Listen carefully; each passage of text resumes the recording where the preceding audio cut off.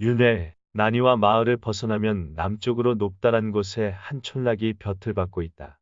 노송나무 껍질로 이은 지붕에 창문이 많은 구조로 다른 지방에서는 볼 수 없는 소탈한 밝음이 있다. 이 근처는 석산당의 위력으로 주민들에게 안도가 미치고 있는 까닭이었으리라. 가까이 가보니 삼면이 강으로 둘러싸인 이 마을은 생각했던 것보다 집들이 크고 주민들도 행복해 보였다. 예전에 옥을 다듬는 사람이 있었다는 옥다듬기를 일삼는 촌락이었다. 이 촌락으로 들어가도 남이 따로는 뒤를 돌아보지 않았다. 여전히 줄은 남이 따로 지후 옷도시 노부찌가의 순서로 저마다 상대방의 그림자를 쫓고 있다. 남쪽에 강이 보였다. 이대로 걸어가다간 강으로 라고 생각했을 때 남이 따로는 왼편 문 쪽으로 슬쩍 걷어 들어갔다. 이 마을에선 보기 드문 튼튼한 배판자로 담을 만든 소나무가 많은 저택이었다. 한편 처마 끝에 낯설은 쇠붙이 육각등롱이 걸려 있는 것은 남방식이라고 할까. 기둥은 비교적 가는 통나무로 되어 있고 벽은 수수한 다색으로 되어 있었다. 바른편은 비스듬히 돌계단을 내려가면 강으로 나가게 되어 있다. 배는 자유로이 될 수 있는데 짐을 넣는 창고 같은 것도 없다. 노부찌가는 누군가의 별장이거니 생각했다. 별안간 오토시가 종종 걸음으로 빠져나갔다. 지금 돌아오셔요. 그 목소리의 현관 안에서 사람의 기척이 나더니 양쪽 문이 안에서 열렸다. 보니 오토시와 같은 옷차림의 처녀들 8명이 단정히 두 손을 짚고 맞이하고 있다. 남이 따로는 말없이 집신을 벗자 뒤에 있는 두 사람에게 사양 말고 올라오라는 신용을 하고는 곧장 안으로 사라져갔다. 이거 참 색다른 구조로군. 무해광의 정취와는 달라 난사와 바다 냄새가 나는군. 지휘후는 떨어진 집신에게 빠져나온 발자국을 현관 마루에 점점이 남기면서 해적들의 물의 거처는 의외로 풍화한 것이라 들었는데 기둥이 너무 가늘군. 방향무인으로 여자들을 돌아보면서 뒤따라갔다. 노부찌가만이 현관에 남았다. 여자들에게 등을 돌리고 집신 끈을 풀고 있으니 오토시가 발 씻을 물을 받쳐 들고 왔다. 샘물인 듯 시원한 감촉이 피부 밑에서 짜릿하게 여수를 불러일으킨다. 고맙소. 오토시는 소매자락을 입에 물고 노부찌가의 여행에 지친 발을 만졌다. 노부찌가님, 노부찌가는 깜짝 놀랐다. 잘못 들은 것이었을까 하고 사방을 돌아보았다. 노부찌가님, 전 첫눈에 노부찌가님이라는 것을 알았어요. 잘못 들은 것은 아니었다. 등을 돌린 오토시였다. 오토시는 소중한 것을 아끼는 듯한 손놀림으로 먼지에 더럽혀진 발에다 물을 끼얹어서는 쓰다듬고 있다. 너무나 애처로워요. 이것 보시오. 노부찌가는 당황했다. 나는 노부찌가라는 사람이 아니고 오가와 이오리. 네, 오토시는 순순히 고개를 끄덕이며 굳어진 종아리를 부드러운 손가락으로 누르고는 그냥 어깨를 떨기 시작했다. 어느덧 여자들의 모습은 거기에 없었다. 너무나 변했어요. 하고 또 오토시는 중얼댔다. 모든 것이 큰 대감께서 돌아가셨기 때문에. 노부찌가는 발을 오토시에게 맡긴 채 다시 한번 주위를 둘러보았다. 이것은 위집인가? 구마의 도련님 저택이에요. 그때 라고 하다가 오토시는 소중한 것을 받쳐들듯이 노부찌가의 오른발을 손바닥에 얹었다. 오다이님을 모시고 무사히 오카사키에 도착했던 유리. 그 유리도 이제 오카사키에는 없습니다. 뭐라고 했나? 오카사키의 일을 아직도 모르시나요? 오카사키에 오다이에 관한 일인가? 네, 노부모도님이 오다 편에 따르게 되신 다음 마스다이라 댁에서는 이마가와를 두려워하여 있을 법한 일이야. 오다이님은 대감 곁에서 쫓겨나 무참한 대접을 받고 있대요. 오다이가 쫓겨나. 네, 오토시는 다시 고개를 숙이고 어깨를 떨며 얼른 발을 닦았다. 노부찌가는 번쩍이는 눈을 가만히 오토시의 목덜미에 떨구었다. 조금 전에는 오다이가 아기를 낳았다는 기쁜 소식을 들었건만 역시 그렇구나. 방으로 안내된 뒤에도 노부찌가의 마음은 한동안 남이 따로와 지휘후의 화제에 끌려 들어가지 않았다. 아이를 낳고 쫓겨난다. 그렇다면 그들의 어머니 가야인의 운명과 너무나도 흡사하다. 어머니도 가엾고 오다이도 가엾고 옥군이도 가엾다고 생각하다 보니 그것은 이윽고 남자에게 미치고 인간 모두에게 미쳐온다. 남자들 역시 즐겨 싸우고 즐겨 여자를 괴롭히는 것은 아니다. 오히려 싸움을 피하기 위해 괴롭히는 경우가 많을지도 모른다. 여성 멸시의 풍조는 어쩌면 자기가 사랑하는 여자를 강탈당했을 때의 고민을 예상하고 슬퍼할 것 없다고 스스로에게 타이르는 억지 수단이었는지도 모른다. 아직 해도 지기 전에 저녁상이 차려져 들어왔다. 술은 없었지만 사내의 진미가 자리를 빛내었고 나미따로와 지휘의 이야기는 끝없이 계속되어 갔다. 가슴속 깊이 있는 것을 서로 털어놓았는지 지휘는 나미따로에게 동의하고 나미따로는 지휘의 말을 수긍했다. 한 사람은 그 시대에 나타나는 최대의 고지를 향해 가장 유효한 구제의 손을 자유자재하게 쓰는 것이 참다운 불도의 길이라 하여 이러한 전국동난의 세상에는 먼저 무력을 누르는 수밖에 없다고 했고 나미따로는 나라의 풍속에 따라 이미 그 손을 쓰고 있다는 것이었다. 어느 쪽이 이길까? 하며 지유는 웃었다. 나는 전 일본의 무장을 한 사람씩 찾아다니면서 부처님이 뜻하는 혁명에 기꺼이 따라 보이겠소. 먼저 가이에 닦게다. 에치고의 우에스기, 사가미의 호오죠. 손을 꼽으며 큰소리치자 나미따로는 냉정하게 나는 한 사람을 골라서 똑같은 일을 해보이겠어. 미소 지으면서 가끔 노부찌까를 돌아보았다. 그는 이 자리의 분위기에서 무언가를 노부찌까에게 포착해 하려 하고 있는 모양이었다. 그러나 노부찌까는 두 사람의 시비가 차츰 귀찮아져 갔다. 그것을 눈치챘던지 상이 물려지자 나미따로는 오가와님을 침실로. 오또시를 불러 가볍게 명령했다. 그대가 잠자리 시중을 들도록 하. 네네. 오또시의 귓볼이 확 달아 일시에 붉어졌다. 미즈노 가문을 쫓겨난 히지가다 일족. 더구나 오또시는 오다이가 출가할 때 가짜의 한 사람으로 뽑힐 만한 처녀였다. 안저성에서 오다 노부이대 앞에 끌려나가 그 이름을 묻자 오다이라고 합니다. 마지막으로 대답한 오또시였다. 물론 살아나리라고는 생각지도 않았으며 온갖 참혹을 예상하고 웃음거리가 되지 않으리라 결심하고 있던 오또시였다. 그것이 노부이대의 손으로 베지 않고 나미따로에게 넘겨졌다.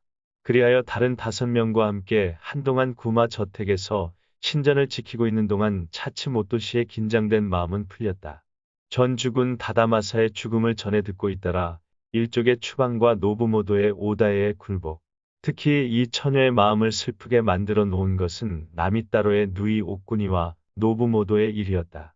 구마 저택에서 남몰래 이즈모로 떠나갈 때에 힘없이 울음에 지친 옥군이의 모습. 오또시는 그 무렵부터 마음의 줄이 뽑히고 말았다. 쥐고 있던 붉은 밧줄은 사라지고 매달릴 길 없는 회의뿐이었다. 죽은이란 무엇일까? 남자란, 여자란, 이러한 오또시를 나미따로는 이 오사카의 저택에다 격리시켰다. 다른 5사람에 대한 영향을 두려워해서였으리라. 아버지 곤고로도 나미따로의 연줄로 석산당에 몸을 의지했고 하니 만약 오또시에게 전같이 다부진 데가 남아있다면 나미따로의 온이가 바로 그녀의 마음에 통할 터였지만 그것마저 야릇하게 믿어지지 않는다. 나미따로가 신을 모시면서 일양전수의 석산당에 많은 기부를 하는 것도 알 수가 없었고 이마가와 편인가 하면 오다와 사귀고 오다 편인가 하면 아버지랑 노부찌까를 잘 비호했다. 이러한 움직임 하나하나가 이해할 수 없었다. 아무튼 노부찌까를 침실에 안내하여 그 잠자리 시중을 명받을 줄은 꿈에도 생각지 않았다. 이 오사카에선 손님의 잠자리 시중 드는 여자가 있었다. 만약 나미따로가 그런 여자에게 노부찌까의 침실 준비를 명령했다면 어쩌면 오또시는 잠시 교대에 달라 했을지도 모른다. 아직 가리아에 관한 일, 오카사키에 관해 이야기해 줄 것이 많이 있었다. 그런데 나미따로는 그러한 마음의 움직임까지 꿰뚫어 본다. 여태까지도 그랬었다. 앞으로도 생각하자 왠지 등골이 오싹했다. 차비가 다 되었습니다. 자리에다 향을 피워놓고 방으로 돌아가자 나미따로는 노부찌까에게 필요하실 테니 어서. 오또시 쪽을 보지도 않고 지휘와 요즘 히에이산의 이야기를 계속했다. 그럼 먼저 실례하겠소. 노부찌까는 일어나 복도로 나갔다. 오또시가 앞장을 섰다. 이때 눈 속에 남은 노부찌까의 앙상한 어깨가 생각나서 갑자기 심하게 흐느껴 울었다. 왜 그러나? 아니어요. 아무것도. 침실 문 앞에 손을 짚고 노부찌까를 들여보낸 다음 노부찌까가 칼거리에 칼을 놓자 말벗으로 명령받았으니 가까이 가겠어요. 절막한 목소리로 말했다. 노부찌까는 한결 서늘해진 밤 기운 속에서 긴장하여 고개 숙이는 오또시를 보았다. 여자를 모르는 노부찌까도 아니었고 이런 접대를 처음 받는 것도 아니었다. 그렇건만 몹시 오또시가 가엾게 보이는 것은 아이를 낳고 남편에게서 멀리 물리쳐져 있다는 오다이의 소문이 슬프게 마음을 사로잡고 있기 때문이었다. 난세의 여인, 그 불쌍함을 오또시 역시 생생하게 깃들이고 있다. 나미따로님이 그대에게 잠자리 시중을 명령했는가? 오또시는 대답 대신 물끄러미 노부찌까를 바라보았다. 그대는 이렇게 가끔 손님의 수청을 드나? 오또시는 세차게 고개를 저었다. 당치도 않다는 듯이 조그만 입술이 꿈틀꿈틀 움직였다. 그럼 그대와 둘이서 가리아에 대한 이야기나 하라는 수수께끼이겠지. 얻없다. 불을 끄고 이 창가로 오라. 오또시는 시키는 대로 불을 껐다. 갑자기 창문이 검어지더니 그 검은 데 속의 별과 노부찌까가 부각되어 보였다. 오다이님은 오또시는 자기의 표정이 상대방에게 보이지 않게 되자 별안간 마음이 차분해졌다. 오카사키와 이혼을 하실지도 모른다고 사촌언니 유리가. 이혼을 한다고. 네, 한 발 먼저 유리는 오카시키를 떠나 하리사키의 절에서 삭발을 했습니다. 노부찌까는 머리를 끄덕인 채 물끄러미 오또시를 바라보고 있었다. 차츰 어둠에 눈이 익숙해지자 오또시의 모습이 야릇하도록 하얗게 떠올랐다. 노부찌까는 그 그림자의 오다이의 얼굴을 상상하고 옥군이의 모습을 상상했다. 오또시의 목소리는 오다이보다 옥군이를 닮았었다. 기슭에서 가까운 철썩철썩 속삭이듯 하는 물소리에 밤배의 노소리가 가끔 섞였다. 그래 오카사키에서 이혼된다. 언니가 말씀하기를 대감님과의 사이는 남보기에도 가엾을 만큼 다정하시대요. 그렇건만 뜬 세상 의리는 너무나도 혹독해요. 노부찌까는 또 입을 다물었다. 오또시가 방바닥에 퍽 엎어져 울음을 터뜨렸기 때문이다. 형 노부모도가 오다 편에 가담을 했기 때문에 이마가와에게서 어쩔 수 없는 교섭이 있었을 것임에 틀림없었다. 철암 남매 간의 사인이 이마가와를 배반 않겠다는 증거를 요구해 왔을 것이다. 그렇게 되면 오다이를 이혼하여 두 마음이 없다는 것을 표시하는 수밖에 도리가 없을 것이다. 그래, 둘의 사이는 다정했었구나. 좌우간 이 무슨 불가사의한 운명일까. 히로다다의 아버지 기요야스는 노부찌까의 어머니를 억지로 아버지에게서 빼앗아갔다. 히로다다는 지금 이마가와에게 그의 아내와의 이별을 강요당하고 있다. 대관절 이것은 어디에 근원된 비극일까? 이렇게 생각을 했을 때 엎드려 울고 있던 오또시가 갑자기 노부찌까의 무릎에 매달렸다. 도련님, 부탁이어요. 이 오또시를 당신 손으로 죽여주세요. 도련님. 노부찌까는 깜짝 놀라 몸을 물렸다. 필사적으로 매달리는 오또시의 얼굴이 미친 노꾸니로 보였던 것이다. 최취도 뜨거운 손까지도 살결이 흰 것까지도 목소리의 떨림도. 저에겐 부처님의 구원은 믿어지지가 않아요. 내일의 행복도 바라지지가 않아요. 이대로 있다간 틀림없이 미쳐 죽을 거예요. 생각할수록 여자가 싫어졌습니다. 죽여주세요. 부탁이어요, 노부찌까님. 오또시는 노부찌까에게 돌아갈 곳이 없다는 것을 본능적으로 알고 있다. 야릇한 비운의 별을 짊어지고 일족 중에서 빠져나와 버린 노부찌까는 기가 눌리어 저도 모르게 오또시에게 손을 댔다. 그것은 오또시의 허물을 두려워하여 피하려는 손이기도 했고 가엾어서 끌어안으려는 손으로도 여겨졌다. 어깨에 손을 얹어 오또시는 한층 더 세차게 매달려왔다. 오또시는 알지 못했으나 매달려오는 순간에 오또시의 몸에서는 지금까지의 모든 이성이 빠지고 없었다. 옛 주인에 대한 그리움과 불운한 신변에 대한 동정이 이상한 방향으로 불을 붙었다. 완고하게 억제해온 처녀의 생명의 폭발이라. 부탁이어요. 노부찌까님, 부탁이어요. 하는 목소리가 목구멍에서 얽혀 달콤한 엉석으로 바뀌었다. 그러나 그것은 노부찌까에게 더욱 더 옥군이를 연상시켰다. 옥군이도 이렇게 매달려왔다. 이렇게 하여 무언가를 요구하고 무언가를 하소하여 마지 않았다. 노부찌까님. 옥군이. 귀신한테 홀린 듯이 노부찌까는 옥군이의 이름을 불렀다. 허나 오또시는 그것마저 깨닫지 못하고 다시 강아지처럼 심하게 흐느껴 울었다. 노부찌까의 눈에 옥군이가 보여왔다. 채취가 되살아나고 목소리가 들리며 살같이 보였다. 그리고 그 다음에는 자포자기한 정감이 난폭하게 그의 손을 잡았다. 무언가 마구 슬프면서도 그 슬픈 것까지 넘어서게 하는 다른 손이 그를 아다갔다. 옥군이. 네네. 오또시는 자기 이름까지 잊어버리고 온몸을 노부찌까에게 왈칵 던졌다. 별이 갸냘프게 울고 있는 듯함은 바람이 인타시리라. 일단 가셨던 땀이 다시 축축히 배어나오자 이윽고 집안을 도는 딱딱이 소리가 들렸다. 벌써 10시였다. 남이 따로와 지이후의 이야기는 여전히 계속되고 있겠지만 여기까지는 들려오지 않았다. 노부찌까는 문득 제정신이 돌아와 조용히 오토시를 놓으려 했다.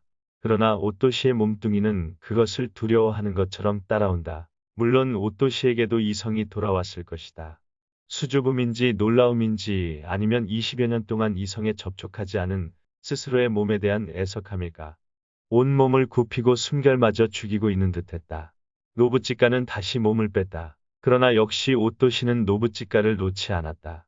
검은 머리에서 풍기는 향내가 새삼스럽게 노부찌까의 후각을 안타깝고 격렬하게 찔렀다.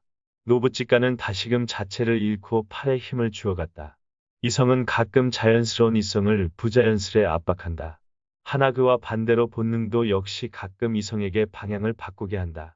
노부찌까와 오토시는 둘이 다 죽을 작정이었다. 그리하여 그 결심은 오토시를 아는 손을 놓자 노부찌까의 마음속에 움직일 수 없는 것으로 되었다. 여자의 불쌍함, 이것에 마음이 끌렸다고는 하나 옥군이의 환상을 더듬으면서 오토시를 사랑하는 자기 자신의 불순함에 그는 견딜 수 없는 혐오를 느꼈다. 그 속죄라도 하고 노부찌까는 생각한다. 오토시를 베고 나도 죽자. 오토시도 노부찌까의 품을 떨어질 때까지는 그럴 작정이었다. 수줍음은 있어도 후회는 없었다. 옛 주인이었던 노부찌까이고 보니 상대 쪽에서 바라지 않는다면 사랑을 호소할 길이 없는 시대였다. 가리아의 내전에서 오다이의 시중을 들면서 가끔 틈으로 엿보았던 노부찌까. 그 노부찌까한테 이 세상을 떠나려고 마음속에 정한 날 우연히도 사랑을 받았다. 마지막을 장식한다. 이런 말이 문득 연상되어 보이지 않는 것에 동정을 받은 만족감으로 그의 곁을 떠났다. 오토시 불을 좀 켜다오. 네, 오토시는 어둠 속에서 매무새를 고치고 눈부신 시선을 등에 느끼면서 조용히 부싯돌을 쳤다. 아름다운 불꽃이 활짝 주위에 흩어졌다. 그럴 때마다 오토시의 가슴은 야릇하게 두근거렸다. 불이 붙었다. 가느다란 심지였으나 그 불은 처음으로 이성을 안 여자의 모습을 또렷이 상대방에 보여갈 것임에 틀림없었다. 갑자기 부끄러운 생각이 치밀어 올랐다. 온몸이 새빨개지는 것을 스스로도 알 수 있었다. 오토시, 네, 그대만 죽이지는 않겠어. 나도 죽어야지. 생각해보니 노부찌까는 눈을 감고 구마 저택에서 살아남은 것이 잘못이었어. 그대나 나나 어지간히 행운은 없는 모양이야. 오토시는 살며시 얼굴을 들었다가 불이 나게 또 고개를 숙였다. 웬일일까? 창가에 기대어 눈을 감고 있는 노부찌까에게 와락 덤벼들고 싶은 애정을 느꼈던 것이다. 안 됩니다. 그건 안 돼요. 고개를 숙인 채 오토시는 말했다. 당신은 죽일 수가 없어요. 그러면 제가 주인을 죽인 것이 되고 말아요. 말을 하고 나서 깜짝 놀랐다. 생각지도 않은 말이 문득 입을 뚫고 나왔던 것이다. 그리고 그 말이 이번에는 반대로 오토시를 지배하기 시작했다. 그래 나는 죽더라도 노부찌까님을 죽이다니. 천만의 말씀이라고 오토시는 생각했다. 노부찌까는 쓸쓸하게 웃었다. 그런 걱정은 필요 없는 일. 나 역시 살아서 빛이 없는 몸이니 내 몸은 내 마음대로 할 뿐이야. 안 됩니다. 그건 안 됩니다. 그러시다면 저는 죽을 수가 없어요. 오토시는 다시 서서히 끌리듯이 노부찌까에게 다가갔다. 바람 소리가 차츰 귀에 들리기 시작했다. 주위가 고요해진 탓이라 노부찌까의 얼굴에 문득 뉘우침의 그림자가 스쳤다. 갸륵했다. 갈 곳 없는 노부찌까를 주인이라 부르는 사람이 있었다. 그것만으로도 더욱 죽어도 좋다는 생각이 들었지만 무릎에 매달린 오토시의 심각한 눈은 그 말을 입에 담지 못하게 했다. 그렇다면 그대는 나더러 무엇을 하고 살라는 말인가? 반문을 받고 그제야 오토시는 자기가 한 말 뜻을 깨달았다. 노부찌까님을 죽이지 않으려는 것은 자기도 살고 싶다는 것일까? 무엇 때문에 누구하고 어떻게 해서 오토시는 살그머니 상대방의 무릎에서 손을 뺐다. 스스로 노부찌까를 섬기는 듯한 투로 말해놓고 반대로 노부찌까를 봉사케 하려 하고 있는 것이 아닐까? 그러나 그 사이에 불순한 계산은 없었다. 그렇기는커녕 자기도 생각지 못한 뜻밖의 방향으로 금유처럼 떠내려가는 감정인 것이었다. 봉사케 하는 한이 있더라도 섬기고 싶다. 살려놓고 살고 싶다. 오토시는 깜짝 놀랐다. 이것이 사랑이 아닐까? 왜 말이 없나? 그대 혼자 죽고 싶으니 나더러 죽지 말라는 말인가? 오토시는 세차게 고개를 내저었다. 그리하여 세 번째 노부찌까에게 매달렸을 때 오가와님 주무시나? 장지문 밖에서 나미따로의 목소리가 났다. 불안하기에 불러보았지요. 주무신다면 내일 아침에 다시. 노부찌까는 허둥지둥 일어나 문을 열었다. 아직 차지는 않소. 이것저것 가리아의 이야기를 하느라고. 실례가 되지 않을까요? 나미따로는 두 사람의 사이를 환히 알고 있는 듯 문득 한쪽 볼에 보루물을 보이면서 노부찌까 방으로 들어왔다. 주의 후의 장담에 무언가 느낀 바가 있습니까? 지휘후에. 그렇소. 앞으로 가이의 닥게다를 출발점으로 하여 일본 전국의 대기 명장에게 부처의 뜻을 설법하고 다니면서 어지러운 세상의 평화를 불러일으키겠다. 목숨이 있다면 꼭 보고 있으라. 댕가이 대승정이 부처님의 길을 살려보겠다 하고 말이오. 아주 크고 그러나 즐거운 꿈이지요. 오토시는 그동안에 얼른 이불을 한쪽으로 밀어놓았다. 노부찌까보다 오토시 쪽이 오히려 침착해 있다. 그 자리의 분위기를 민감하게 눈치챈 나미따로는 다시 미소 지었다. 지휘후가 노부찌까님을 걱정하여 실은 보고 오라고 나더러 이르더군요. 주유님이 이 날을 그렇소. 몹시 희망을 잃고 계시니 될 수만 있다면 삭발을 하게 하여 앞으로의 길을 같이 동행하고 싶다고. 그것도 지휘후 인류의 사고방식으로. 나더러 출가를 하라고. 주유님이. 그건 아주 뜻밖인데요. 노부찌까가 긴장을 하고 오토시를 바라보니 허다랗게 눈을 뜨고 있다. 무슨 생각을 했는지 나미따로는 큰 소리로 껄껄 웃어젖혔다. 오토시도 노부찌까도 섬뜩하여 나미따로의 웃음이 먹기를 기다렸다. 지휘후의 사고방식은 모두가 엉뚱하면서도 귀를 기울일 값어치가 있지요. 나미따로는 우습다는 듯이 어깨를 흔들어대며 당신은 오가와 이오리님은 출가의 뜻을 아시는지요? 노부찌까는 또 오토시와 얼굴을 마주 보았다. 나더러 출가를 하라는 것은 버림받은 세상을 새로이 버리라는 뜻으로 생각되는군요. 하하하. 그러고 보니 당신도 출가를 세상을 버리는 사람으로 해석하는구려. 나도 지휘후에게 호되게 꾸지람을 들었지요. 출가란 세상을 버린 사람이기는커녕 현재의 관습에 만족치 못해 극락국 지상 건설을 위해 집을 나가는 전사라는군요. 출가가 전사라. 하하하 좀 기이해서 이해가 안 가겠지요. 나도 반문을 했답니다. 그런데 지휘후의 대답은 청산유수더군요. 출가란 집을 나간다고 쓴다. 이 경우의 집은 소위 현재의 모순에 가득 찬 집, 그 집을 버린다는 것은 새로운 목적을 위한 것이라고 그는 설명했어요. 집을 나간다를 출가뿐인 줄만 생각하고 그 목적을 빠뜨린다는 것은 어리석은 일이 아니냐고 꾸중을 들었지요. 노부찌까는 대답을 할 수가 없었다. 글자의 뜻은 분명히 그렇게 되지만 이 경우의 목적이란 대관절 무엇일까? 번뇌를 벗어나 광풍제월의 경지로 들어간다. 오도에 접어들어 커다란 행복을 터득한다. 이것이 출가의 소망인 줄 알았더니 이것도 크게 꾸중을 들었지요. 애승이 중은 잘 꾸짖는단 말이야. 나미따로는 즐거운 듯이 눈을 가늘게 뜨고 이러한 경지는 현세에서의 개인의 탈락, 현세에서의 도피라 하찮은 것이다. 그런 조그마한 자기 만족의 길을 설파하는데 무엇 때문에 석존이 그런 난행 고행을 한단 말인가. 석존은 인간이 소유의 용념에서 해방되기까지는 이 세상의 피나는 싸움이 그치지 않을 것으로 달견하고 먼저 스스로의 용념을 버리고 몇십 대나 몇백 대의 차대에 지상에서 극락국을 쟁취하려고 발언하셨다. 그리하여 스스로는 혁명자이며 나를 따르는 자 역시 혁명자라 하여 그 복장까지 현세의 지옥인과 구별을 짓게 하였다. 삭발은 그 혁명 전술의 첫째, 법인은 둘째, 염주는 그 셋째라고 설파당하여 나도 약간 질렸지요. 어때요? 지휘후와 동행하여 난세의 대회로 재미있을 거요. 자칫 잘못하면 기요모리 중처럼 둥근 머리에 폭군이 우그룩을 나타날지 모르나 그래도 지옥의 무장보다는 염주를 가졌으니 약간은 낫겠지요. 노부찌까의 눈은 차츰 빛을 띄어왔다. 그는 처음으로 출가의 뜻을 안 듯하였고 그 나미따로의 호의에 감동을 했다. 그렇다면 주유님이 나를 제자로 삼겠다는 말인가요? 제자고 스승이고 없겠지요. 바람 부는 대로 여러 나라를 돌아다니는 것이지요. 지옥에 사는 자는 모두 속으로 극락을 그리워하는 법. 머리를 깎지 않으면 문전에서 쫓겨나는 자도 삭발을 하면 공양을 한다 하고 만나주는 법. 하하, 이것도 지휘후식의 전술이겠지요. 이 말을 듣고 노부찌까는 나미따로 앞에 두 손을 짚었다. 고맙소. 그럼 곧 주유님을 따라서 그러나 이튿날 남이따로가 눈을 떴을 때는 이미 방 안에 노부찌가도 옷도시도 없었다. 두 사람은 아마 사랑을 선택한 모양이었다.